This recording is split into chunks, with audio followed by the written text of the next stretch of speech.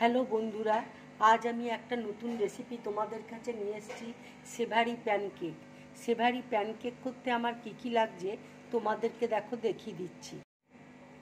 এখানে দেখো, পেঁয়াজ কুচি আছে, টমেটো কুচি আছে, ধনেপাতা কুচি আছে, লঙ্কা গুঁড়ো আছে, ক্যাপসিকাম কুচি আছে, কাঁচা লঙ্কা কুচি আছে।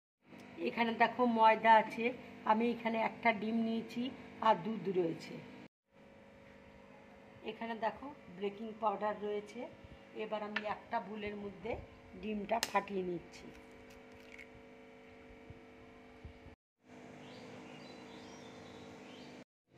এবার দেখো ডিমটাকে গুলে নিচ্ছি। এর মধ্যে আমি 4 চামচ ময়দা দিয়ে দিচ্ছি।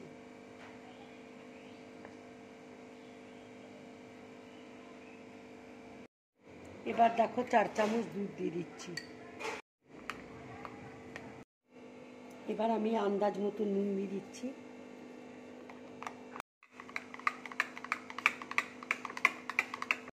এবার আমি বেকিং পাউডার দিয়ে দিচ্ছি।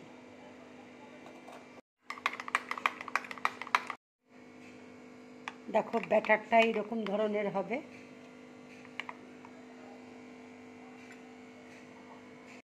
এবার আমি পেঁয়াজ কুচি একটু দিয়ে দিচ্ছি, টমেটো কুচি দিয়ে দিচ্ছি,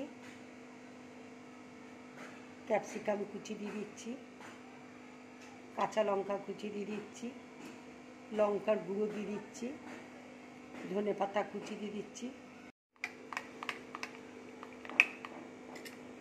তোমরা ইচ্ছে করলে গাজরও দিতে পারো।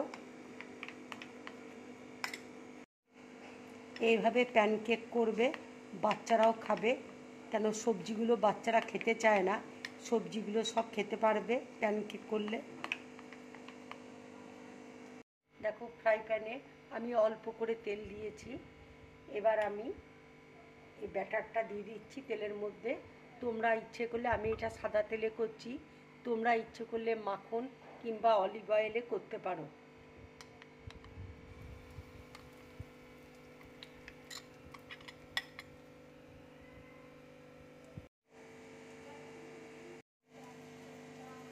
দেখো এবার একদিকটা ভাজা হয়ে গেছে, আমি এবারে উল্টে দিলাম।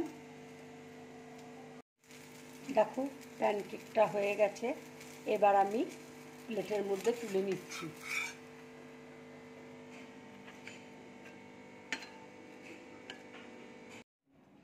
বন্ধুরা, তোমরা এইভাবে প্যানকেক বানাবে, তাহলে বাচ্চারা বড়রা সবাই খেতে খুব ভালোবাসবে।